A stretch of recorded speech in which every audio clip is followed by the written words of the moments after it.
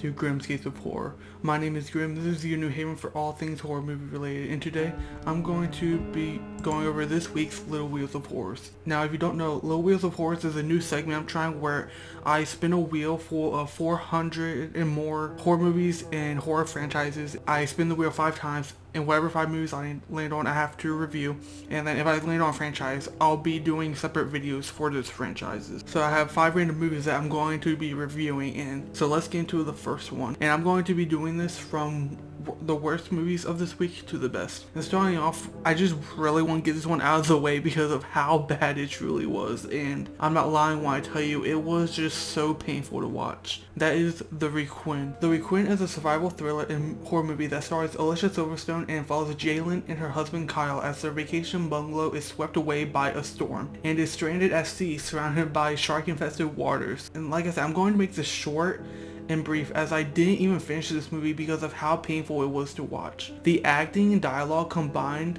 was just plain awful, to the point where I couldn't tell if I'm supposed to take this movie seriously or just laugh at how bad it is, and if that was the purpose of the movie. I made it 43 minutes into this movie, which is about halfway, and there weren't any sharks at all, which I tried to wait for, but even like the CGI used for the background and for the water mixed with the horrible acting just made me realize I could use the next 45 minutes of my time towards something more productive.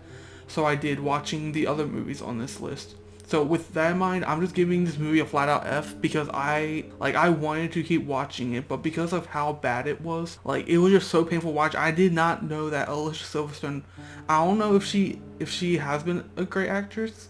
The only other thing I've seen her in was Scooby-Doo. I think the second one she was in, and she was pretty okay and pretty good in that. So I have no idea about whether she's a good actress or not. She was painfully bad in this one. So like I said, I give this movie an F. The second movie I watched this week, going from worst to best, is called The Puppetman. The Puppetman is a 2023 horror thriller that is directed by Brandon Christensen, who is known for being a VFX artist, which made me a little skeptical of this movie at first, but I can say that it's not as bad as I thought it would be. The Puppetman follows Michael, the daughter of a convicted killer who has claimed his innocence, and Michael starts to believe his claims when her friends start to die all around her in brutal ways. The movie plays on the idea of independence versus control, with the Puppetman as a figure of fear that embodies manipulation in its clear form. This theme is explored through both literal and psychological lenses, attempting to raise questions about whether the supernatural elements are real or just made up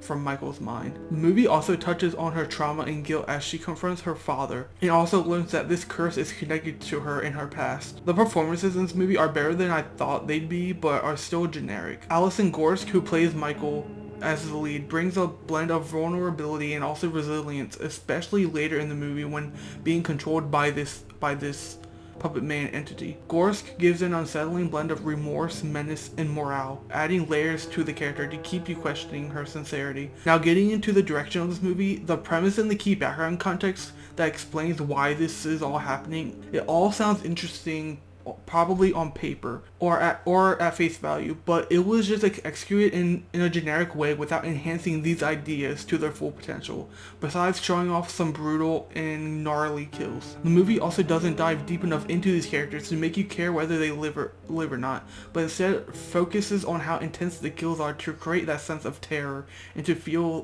the threat at stake. Overall, The Puppetman explores the themes of control and fear using good performances, but they could have been better. It has an atmospheric direction that can feel suspenseful, but other times makes the movie drag. This movie just feels like it was made to show off some VFX talent without adding any substance or thought into the generic story, and I give The Puppetman a C-. So moving on to this next movie, this is a movie that I've been waiting to check out for quite a while now. It's a known classic. It's Alfred Hitchcock's The Birds, and I know what y'all gonna say, this should be higher on the list, this should be number 1, but as good as it is, I did have some issues with it, so let's get into it. Alfred Hitchcock's The Birds is a horror movie that is layered and shows the unique stylistic choices that make Hitchcock's work so iconic. The Birds is based on Daphne du Maurier's 1952 novella of the same name, and follows Melanie Daniels, who meets Mitch Brenner in a pet store and decides to follow him home, but then birds start attacking them and the children at Mitch's sister's birthday party, and the birds birds start attacking the whole town. The Birds is an emotional exploration of nature's unpredictability and the horrors that can rise when something as common as birds, which are symbols for freedom and beauty, become hostile. Hitchcock never gives a clear reason or explanation for the birds' attacks, highlighting nature's uncontrollable power and mystery. The birds, which are terrifyingly real and are symbolic of nature's unpredictability, challenge humanity's perception of having control over the natural world. The attacks drive the residents of Bodega Bay into panic and paranoia, showing how quickly social norms and connections between people can unravel under stress. The characters start to turn on one another, blame each other for the disaster, and reveal basic societal fractures, which is shown in the scene at the diner where they lash out at Melanie and say that she is the cause of the birds attacking, which leads to people lashing out at each other in the diner. And Hitchcock shows this to suggest that people can be just as dangerous as the forces of nature when fear takes over. There's also some family themes in this movie, especially revolving around control and possessiveness, and that emerges through Lydia Brenner, who's played by Jessica Tandy, and is suspicious of Melanie and her intentions with her son Mitch. Lydia's insecurity and fear of losing Mitch to another woman creates tension and suggests a sense of possessiveness and emotional instability. I also want to say, I did not know this, but Hitchcock had a fascination with Freudian psychology, which I had no idea what that was at first, but because he thought it provided a rich source of material to explore dark and hidden aspects of psychology. And he uses this for Lydia, mirroring a person whose internal conflicts makes the problems for the people around her much worse. Melanie is at first presented as strong and independent, but as soon as the birds start to attack, she becomes vulnerable and relies on Mitch to save her, which is a common theme in Hitchcock's movies, also in movies from that era. To place the female character in a dangerous or humiliating situation, which shows the type of roles that women were painted as back then compared to now. And it's kind of interesting to see how far representation for women and the roles in movies have changed since then to now. As her first major role, Tippi Hedren as Melanie stands out by how she captures both strength and vulnerability. In the beginning, she's an independent and charming woman, but slowly unravels and shows terror, and she portrays this spiral into paranoia with great subtlety, moving between being calm and panicking in a way that feels real. I also want to say I didn't know about the abuse she went through by the hands of Hitchcock before watching this movie, and I found out while researching to make this video.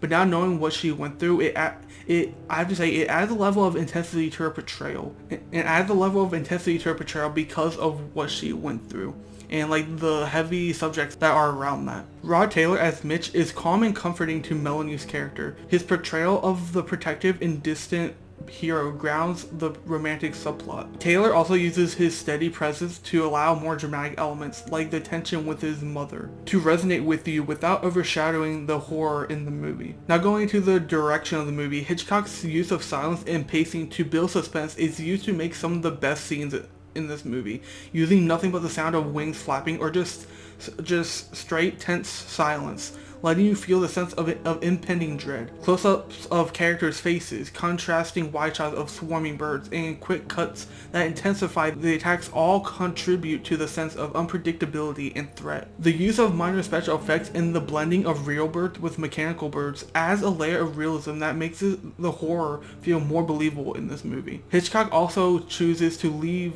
the ending unresolved, hinting that we have to accept that some things in life might just stay out of our control. Now I would just say there were some moments where I felt like the movie started to lose me, and I felt like I was being dragged along. But for the most part, I really did enjoy watching this classic that I've been wanting to watch for a while now. Overall, The Birds remains a classic of horror cinema because of its exploration of humanity's vulnerability in the face of nature's wrath, mixed with its detailed character dynamics and thought-provoking themes. Hitchcock's careful direction and the strong performances by Hedren, Tandy, and the rest of the cast turn the seemingly simple story into a tense, psychologically rich narrative. With its lack of explanation for the bird's aggression, The Birds tells us to confront the unexplainable and unpredictable forces in our own lives. A theme that I think has kept this movie haunting and relevant for so many decades because of how real and relevant it still is to this day. So with that in mind, I have to give this movie a B+.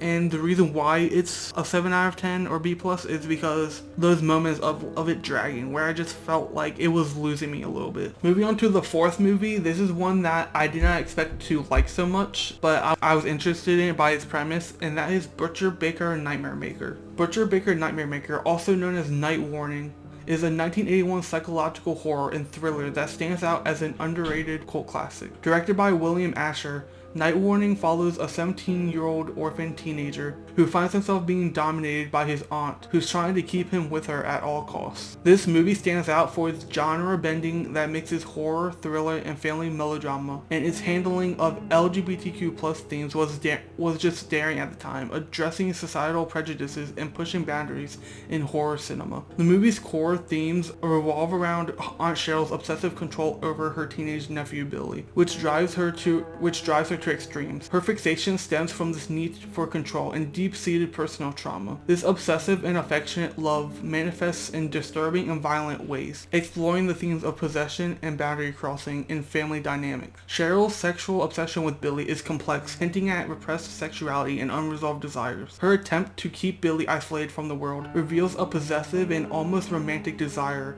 with Billy, which creates a deeply uncomfortable psychological tension, which makes you feel disgusted and makes you feel bad for Billy. On top of that, Night Warning challenges the sexual standards of straight sexuality, incorporating LGBTQ+ subtext, which I will say I couldn't tell at first if this movie was homophobic or was pro-LGBTQ+, but as the movie went more into the subtext, I realized it was questioning the expectations of being straight, which is pretty bold for a movie that came out in the early 80s. The movie addresses homophobia through the character of Detective Joe Carlson, who was suspicious of Billy for the murders, fueled by his prejudice against people who are gay. Carlson's aggressive behavior towards Billy and his basketball coach Tom highlights the accusations and discrimination that people who are LGBTQ+ faced, and this prejudice is another central narrative that brings the tension in the movie and highlights societal fears and biases. And through Detective Carlson, the movie criticizes how authority can be weaponized to act on personal vendettas and prejudices. Carlson's obsession with incriminating Billy, despite evidence suggesting otherwise,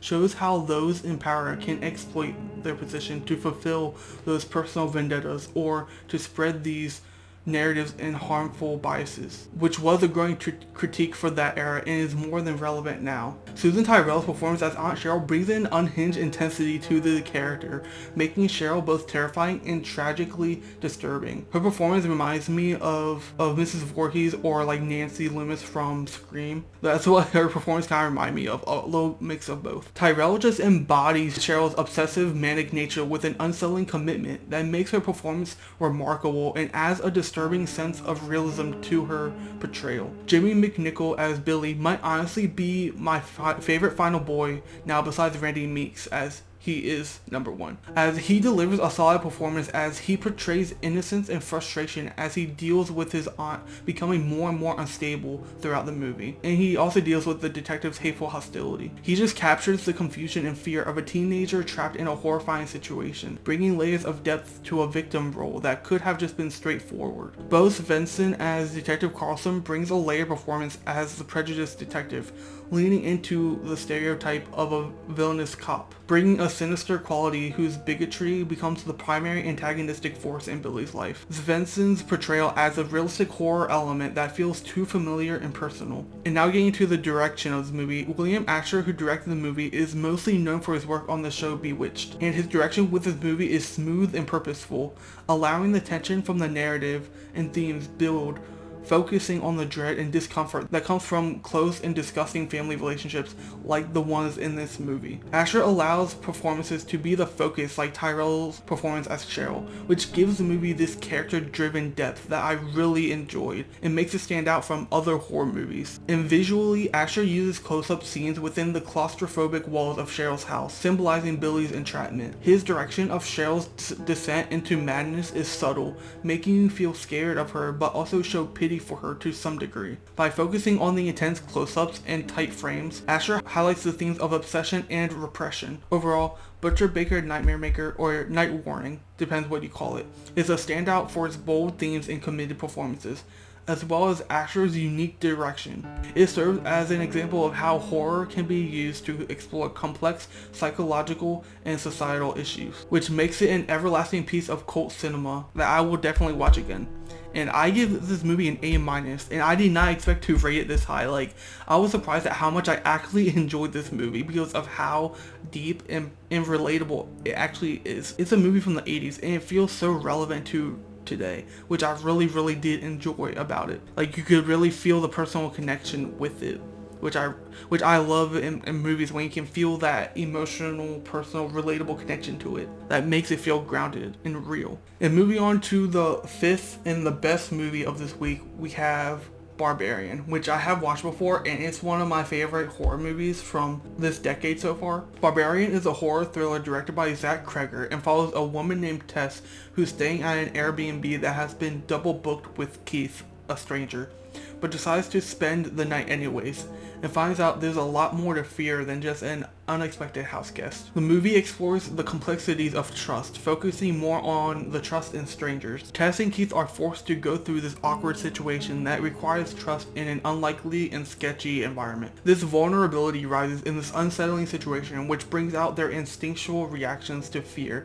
and suspicion. Barbarian also plays with the idea of what is hidden or unknown. The horror elements mostly come into play from what the characters don't know instead of what is actually visible and can be seen, like Keith's intentions or if there is something hiding in the basement, making the basement a threatening symbol for the buried secrets. This focus on the unseen keeps tensions high and maintains that constant sense of dread that I just love to feel when watching movies like this. Barbarian also cleverly explores themes around gender, safety, and predation. Tess confronts scenarios that test and challenge her independence and security, especially in her interactions with male characters. Barbarian subtly explores those societal expectations and the anxieties that women have to face in potentially dangerous spaces. Another theme that stands out is the legacy of violence and abuse that women face, and it is portrayed in a heavy way, represented through the multi-generational trauma connected to the mother, which is the name for the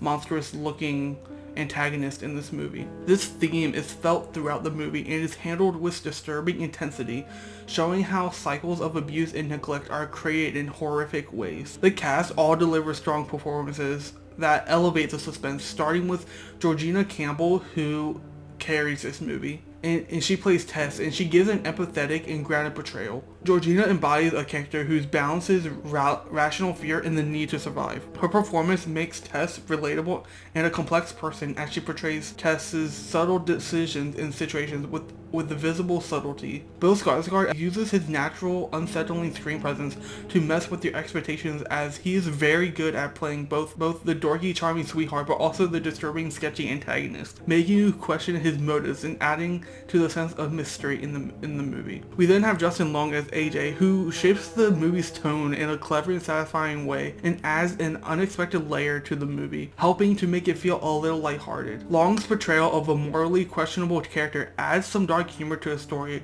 with such a heavy subject, which did seem to work for me at some points, but at other moments it just felt distasteful. But his characters helps provide some lighthearted moments, but also added complexity to the horror elements. Zach Kreger makes a story that just defies the typical formula to horror. He adds Barbarian's setting of an ordinary house with a dark and maze-like basement to give this sense of claustrophobia. His direction leans heavily into the atmosphere, using tight framing, dim lighting, and a confined space to create fear from isolation and the sense of entrapment, especially when stuck in the basement or in the tunnels. The pacing of this movie also feels original, as it feels almost episodic, shifting focus between characters and playing with tonal changes to give you this unsettling feeling. You just start going like, what is happening right now? is this supposed to be happening? Did they change the movie? Like in the theater, I was actually like, did they just change the movie or something? Like because of how like different the tones change. But they do it in such a good way to where it feels real, it feels natural, and it just works well together. I also love how Kreger focuses on small features mixed with the expression of a character to show their thought process. Like when Tess got locked in the basement, then the camera showed her phone on the kitchen counter before switching back to focus on her face expression as she checked her pockets for her phone, realizing she left her phone upstairs. I thought that was a really clever way to help us understand more of what is going through her thought process in a moment like that. And like the direction also uses subtle misdirects like in early scenes to make us doubt Keith's intentions, making us trust his character, only to reveal a larger and more disturbing presence. Kreger's ability to balance intense suspense with unexpected narrative turns just keeps you on the edge and invested, and pushes Barbarian beyond just traditional horror. The Detroit setting with its empty and rotting neighborhoods serves as a grim backdrop that mirrors the movie's themes of neglect and hidden horror. The house becomes a character with itself, with its twists and turns mirroring the unpredictability. The sound design is used to intensify the suspense and enhance jump scares, while using silence effectively to make you unsettled and uncomfortable right before the jump scares. The subtle score adds layers to the atmosphere, allowing the visuals to carry the gist of the horror. Barbarian also likes to play with horror tropes like the stranger in the house and the helpless female victim, and they just subvert those expectations, presenting Tess as smart and intelligent rather than fearful, and also casting Bill Skarsgård to keep you questioning his intentions. This just helps make the movie stand out from the formulaic plot tropes that usually define horror like this. Overall, Barbarian thrives on its layered storytelling, subtle performances, and Kreger's clever direction. It combines themes of vulnerability, the unseen, and gender dynamics with suspenseful pacing and a haunting atmosphere. Barbarian challenges typical horror structures, making it an intense and fresh addition to the genre. And I give this movie a 10 out of 10. An A++.